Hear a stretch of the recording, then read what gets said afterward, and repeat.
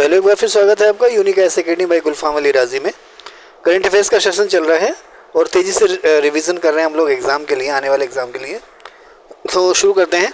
कामी रीता शेरपा जो कि माउंटेन गाइड हैं, खास करके एवरेस्ट में, तो इन्होंने नेपाल से हैं ये कामी रीता शेरपा, और इनके नाम अब रिकॉर्ड हो गया है। ये रिकॉर्ड 28 बार एवरेस्ट की चढ़ाई कर चुके थे एज ए गाइड के रूप में। अब इन्होंने 30वीं बार माउंट एवरेस्ट को फतेह किया है, तो इनके नाम रिकॉर्ड हो गया है 30 बार माउंट एवरेस्ट की चढ़ाई करने का। महिलाओं के मामले में सबसे ज़्यादा बार चढ़ाई करने का रिकॉर्ड 10 है। 10 बार चढ़ाई करने का रिकॉर्ड है। ये भी नेपाल की हैं, ल्याक्पा शेरपा। ज्योति रात्रे जो कि भोपाल की हैं, 55 साल की उम्र में इन्होंने माउंट एवरेस्ट को फतेह किया, जो कि विश्व में सबसे अधिक उम्र में किसी महिला द्वारा माउंट एवरेस्ट पर विजय पाने का रिकॉर्ड है। पूर्णा मालावत जो कि माउंटेनियर हैं, इन्होंने एक वर्ल्ड रिकॉर्ड बनाया है सबसे कम उम्र में माउंट एवरेस्ट पर विजय पाने का। किसने? पूर्णा मालावत ने। तो सबसे ज़्यादा उम्र में ज्योति रात्रे और सबसे कम उम्र में पूर्णा मालावत। काम्या कार्तिकेयन, ये भारतीय हैं, पुणे की हैं। अच्छा, इन्होंने नेपाल के रास्ते से एवरेस्ट पर चढ़ाई के 2 रास्ते हैं, एक तिब्बत रूट और एक नेपाल रूट। तो इन्होंने नेपाल के रास्ते से एवरेस्ट पर चढ़ाई की है, और नेपाल के रास्ते एवरेस्ट पर चढ़ने वाली ये सबसे कम उम्र की पर्वतारोही है, चाहे पुरुष हो या महिला हो। दीपेन सिंह एरी नेपाल के क्रिकेटर हैं। इन्होंने कतर के खिलाफ एक मैच में, T20 मैच में लगातार 1 ओवर में 6 छक्के जो हैं मारना ही कहते हैं क्रिकेट में, छक्के मारना। तो इस मामले में सबसे पहले युवराज सिंह और दूसरा पोलार्ड, इनके रिकॉर्ड की बराबरी की। तो T20 क्रिकेट मैच में किसी एक ओवर में लगातार 6 गेंदों पर 6 छक्के लगाने वाले ये विश्व के तीसरे खिलाड़ी हो गए। दीपेन सिंह एरी नेपाल के हैं ये। नितिन मेनन जो कि इंटरनेशनल क्रिकेट एम्पायर हैं भारत से, ये जो ICC अब कुछ एम्पायरों को अपने एलीट पैनल में शामिल करती है। एलीट पैनल में शामिल होने का मतलब ये है कि उन्होंने विदेशों में न केवल एम्पायरिंग करने का मौका मिलता है, उन्हें सैलरी भी थोड़ी सी ज़्यादा मिलती है अन्य एम्पायरों से।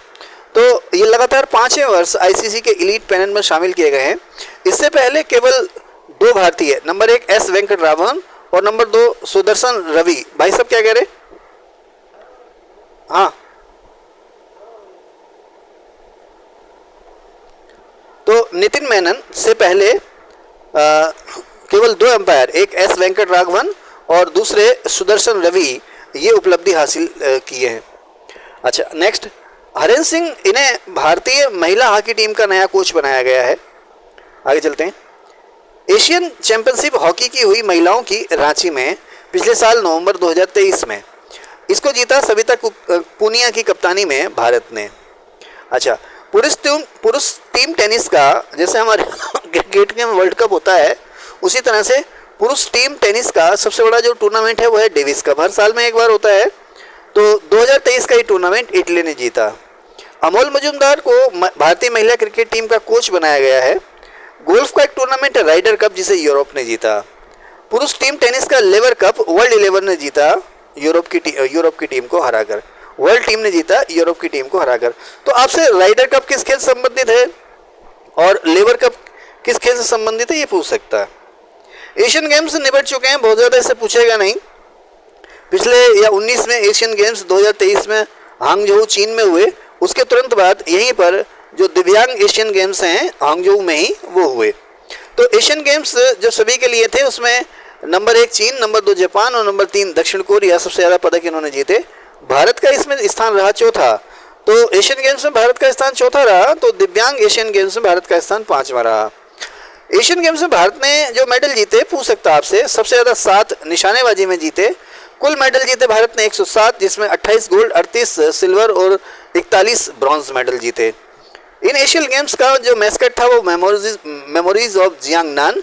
इसके अलावा इसका मोटो था हार्ट टू हार्ट @फ्यूचर। इस खेलों में भारतीय दल के ध्वजवाहक थे उद्घाटन समारोह में लवलीना बोर्गोहेन और हरमनप्रीत सिंह हॉकी टीम के कप्तान हैं, तो बोर्गोहेन जो है वो मुक्केबाज हैं। अब इन एशियन गेम्स में इंडियन टीम गोल्ड, भारतीय किस भारतीय टीम ने गोल्ड मेडल जीता? तो इसमें हॉकी की पुरुष टीम, क्रिकेट की महिला और पुरुष दोनों टीमों ने, कबड्डी की महिला और पुरुष दोनों टीमों ने, और स्टेकस की मेल टीम या पुरुष टीम ने इसमें क्या जीता, गोल्ड मेडल जीता। अच्छा, यहीं पर जो पैरालंपिक्स हैं उसमें शीतल देवी जो कि आप सभी मशहूर हैं, वो किसी परिचय की मोहताज नहीं है, भुजा रहित निशानेबाज हैं। इन्होंने एशियन गेम्स में, पैरा एशियन गेम्स में भारत की ओर से सबसे ज़्यादा 3 पदक जीते, जिसमें 2 गोल्ड और 1 सिल्वर मेडल था। ओके, नेक्स्ट चलते हैं आगे। उम्मीद आपको ठीक लग रहा होगा, आगे चलते हैं। तो फुटबॉल का चर्चित टूर्नामेंट है ला लीगा। फुटबॉल का टूर्नामेंट है ला लीगा। तो ला लीगा कप, जैसे इंडिया में क्रिकेट का नहीं होता आईपीएल, तो इसी तरह से यूरोप में ये लीग है ला लीगा लीग। तो इसे स्पेन के क्लब रियल मैड्रिड ने जीता 2024 में। भारत में फुटबॉल की पुरुषों की संतोष ट्रॉफी सेना की टीम ने जीती। अच्छा, अब इस संतोष ट्रॉफी टूर्नामेंट में सबसे बेहतरीन खिलाड़ी का जो अवार्ड दिया गया वो दिया गया फिजम संथोई मैतई, मणिपुर के हैं ये। पूछेगा नहीं, मैं दावा कर रहा हूँ पूछेगा नहीं, लेकिन संतोष ट्रॉफी किसने जीती ये जरूर पूछेगा, सेना की टीम ने। फीफा फुटबॉल की संस्था है, फीफा जैसे क्रिकेट की आईसीसी, इसने वर्ष 2023 के लिए अपने सबसे बेहतरीन खिलाड़ियों के अवार्ड दिए हैं फुटबॉलर्स के। पुरुषों में लियोनेल मेसी और महिलाओं में एताना बोनमाती, स्पेन की दोनों फुटबॉलर हैं ये। अच्छा, एक फुटबॉल की फ्रांसीसी पत्रिका जिसका नाम फ्रांस फुटबॉल, वो बैलन डी'ओर के नाम से हर बार अवार्ड देती है। देखिए, फीफा के अवार्ड अलग हैं और फ्रांस फुटबॉल मैगजीन के अवार्ड अलग हैं। बैलन डी'ओर के अवार्ड नाम से अवार्ड देती है। तो वर्ष 2023 के लिए पुरुषों के लिए बैलन डी अवार्ड मेसी को, और बैलन डी'ओर महिलाओं के लिए जिसे कहा जाता है बैलन डी'ओर फेमिनिन, वो एताना बोनमाती को। हॉकी की सीनियर महिलाओं की चैंपियनशिप हरियाणा ने जीती।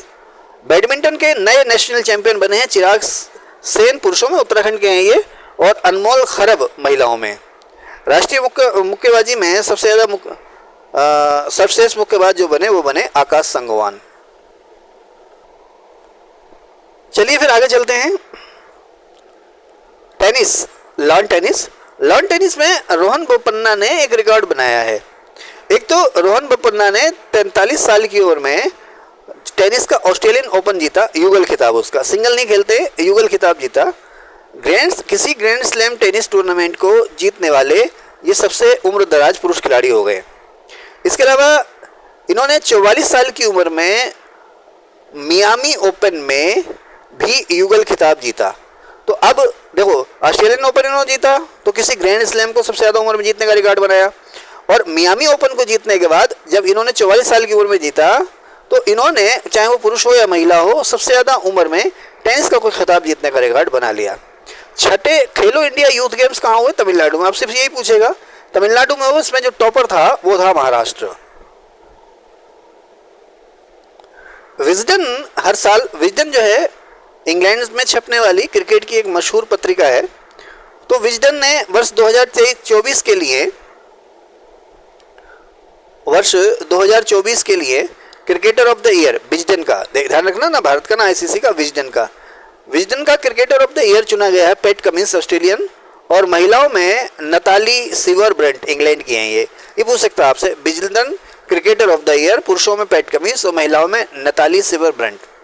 लीडिंग टू T20, इसी में विजडन ने अपना T20 का सबसे अच्छा खिलाड़ी जो घोषित किया है वो हेले मैथ्यूज हैं। ये महिला खिलाड़ी हैं वेस्ट इंडीज़ की, और किसी एक साल में किसी एक टूर्नामेंट या चैंपियनशिप या किसी एक मैच में सबसे अच्छा प्रदर्शन करने के लिए किसी एक खिलाड़ी को दी जाती है विजडन ट्रॉफी। वो दी गई है ट्रेविस हेड को। बीसीसीआई ने अपने वर्ष 2022-23 के लिए अवार्ड घोषित किए हैं। इसमें सबसे अच्छे पुरुष या महिला खिलाड़ी हों उनको जो अवार्ड दिया जाता है उस अवार्ड का नाम है पाली उमरीगर ट्रॉफी। तो पाली उमरीगर ट्रॉफी वर्ष 2022-23 के लिए पुरुषों में शुभमन गिल को, महिलाओं में दीप्ति शर्मा को। और इसी में बीसीसीआई ने सबसे अच्छा पदार्पण या एमर्जिंग प्लेयर का अवार्ड जो दिया है वो दिया है आशीष जायसवाल को। नहीं जी, आशीष जायसवाल तो हमारे मित्र हुए, इनका नाम क्या है? जायसवाल, यशस्वी जायसवाल को। ठीक है। लाइफ टाइम अचीवमेंट अवार्ड इसी में बीसीसीआई ने दिया है रवि शास्त्री और फारूक इंजीनियर को। ध्यान रखना, विजडन के अवार्ड अलग हैं, बीसीसीआई के अवार्ड अलग हैं। बीसीसीआई पुरुषों और महिलाओं में सबसे अच्छे खिलाड़ी के अवार्ड के रूप में देती है पाली उमरीगर ट्रॉफी, जो कि पुरुषों में शुभमन गिल, महिलाओं में दीप्ति शर्मा, और सबसे अच्छा पदार्पण एमर्जिंग प्लेयर जायसवाल, यशस्वी जायसवाल। और इसी में lifetime achievement award Ravi Shastri और फारूक इंजीनियर। आईसीसी ने भी वर्ष 2023 के लिए अपने सबसे अच्छे खिलाड़ी के अवार्ड दिए हैं। आईसीसी जो सबसे अच्छे खिलाड़ी का अवार्ड देती है उसका नाम है गैरी सोबर्स ट्रॉफी। इसमें पुरुषों के लिए मिला पैट कमिंस को, देखिए यहाँ भी पैट कमिंस और यहाँ भी पैट कमिंस। और महिलाओं में यहाँ नताली और यहाँ पे रोशेल हे होई, सॉरी यहाँ पर भी या वाह क्या बात है, यहाँ पर भी नताली है। टेंशन की कोई बात नहीं, विजडन और आईसीसी दोनों में ही जो सबसे अच्छे खिलाड़ी हैं पैट कमिंस पुरुषों में, और महिलाओं में नताली इस्कीवर। ठीक है साहब। अब इसी में आईसीसी ने ही वनडे इंटरनेशनल के सबसे अच्छे खिलाड़ी का अवार्ड दिया कोहली को, टेस्ट मैच के सबसे अच्छे खिलाड़ी का अवार्ड दिया उस्मान ख्वाजा को, और T20 मैचेस के सबसे अच्छे खिलाड़ी का अवार्ड दिया सूर्य कुमार यादव को। इसी में सर्वश्रेष्ठ उभरते हुए खिलाड़ी का अवार्ड दिया रचिन रविंद्र को।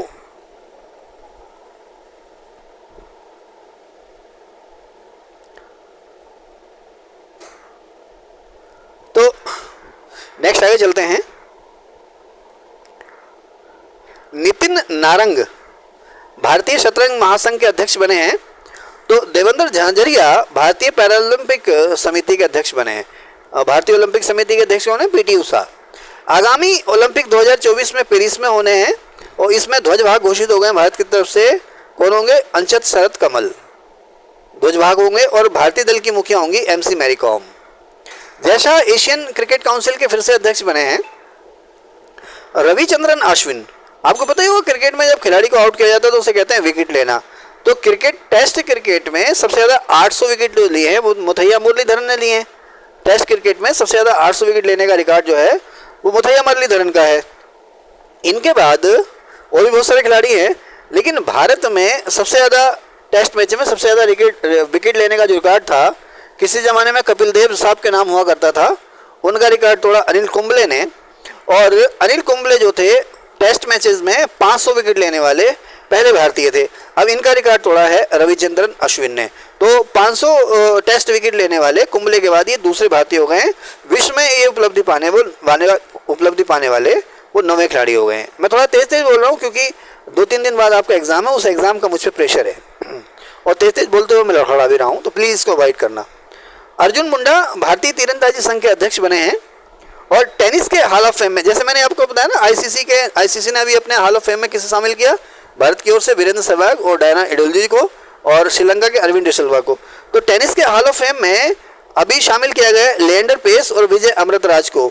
ये उपलब्धि पाने वाले ये दोनों न केवल भारतीय हैं पहले, बल्कि पहले एशियाई पुरुष भी हैं। पहले खेलो इंडिया पैरा खेल दिसंबर 2023 में हुए नई दिल्ली में। इसका मैस्कट था गुरैया नाम की चिड़िया, स्पैरो या गुरैया, जिसको नाम दिया उज्ज्वला। इसमें पहले नंबर पर रहा हरियाणा। ऑस्ट्रेलियन ओपन 2024 टेनिस का ऑस्ट्रेलियन ओपन 2024, इसमें पुरुषों का खिताब जीता यानिक सिनर ने, इटली के। इन्होंने पहला ग्रैंड स्लैम जीता है। और महिलाओं में आर्याना सवालेंका बेलारूस की, इन्होंने अपना दूसरा ग्रैंड स्लैम जीता है। ठीक है, चलते हैं आगे।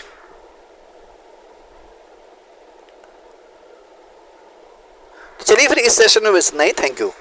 अच्छा हाँ, सुनना, अगर अच्छा लग रहा हो तो भाई सब्सक्राइब भी कर लेना प्लीज़।